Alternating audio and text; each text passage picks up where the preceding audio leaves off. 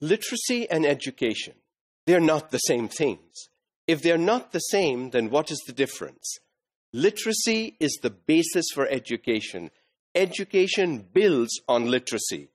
The difference between the two is much like the difference between a tool and a process. So, for example, we need to cut wood, we use a saw. The saw is the tool, but just the saw on the wood is not going to cut the wood. Some movement has to happen, and that is the process. And that's basically the difference between literacy and education. Literacy is a tool that helps sharpen the process and get you to where you should be. That's the difference between literacy and education. Literacy will give you the ability to read a book, but education is when you at least understand what the author is trying to convey. Now, please be careful that you understand, not somebody helps you to understand. That is not reading.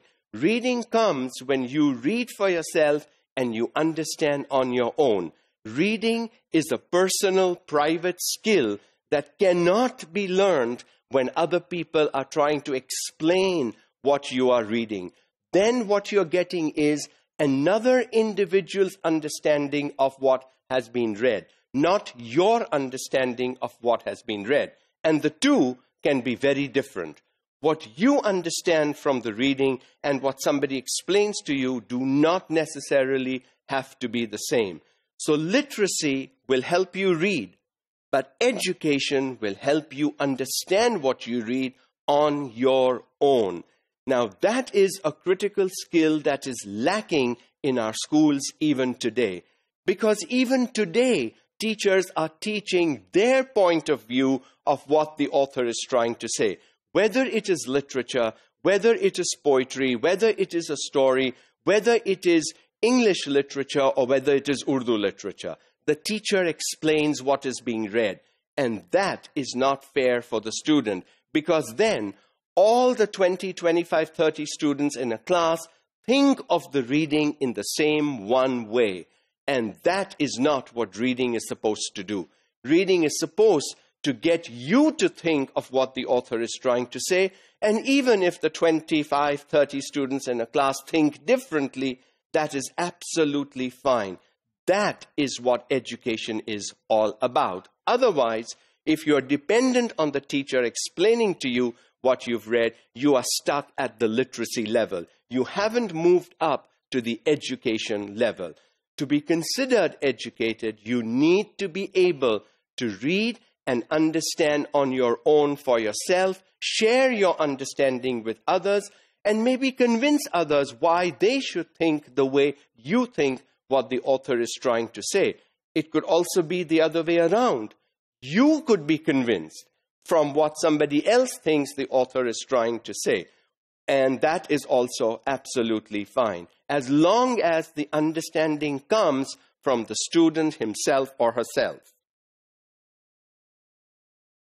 The importance of literacy, it can enable the individual in acquiring knowledge and understanding of themselves and the world. Because you are reading and trying to do things for yourself, the understanding that you get is for yourself. That understanding is critical, and that is one of the important things of literacy. If you are able to read and think for yourself, if you're able to understand for yourself, if you're able to read and talk for yourself, then you are literate. Literacy is helpful to student success in education institutions.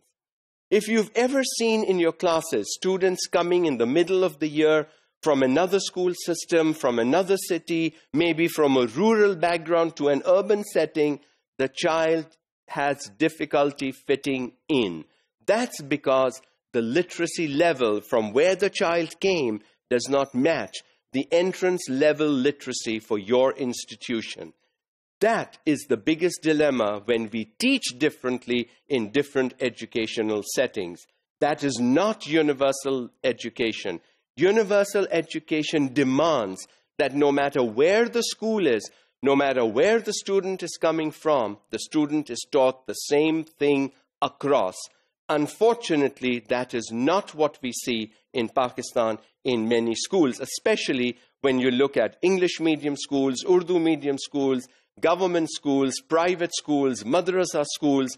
All these schools have their own content that they teach, and the student suffers if he has to move from one area to another, from one system to another.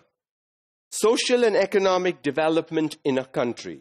When young people move from literacy to education, they become educated, they get good jobs, they become contributing members of society, then social and economic development within a country takes place.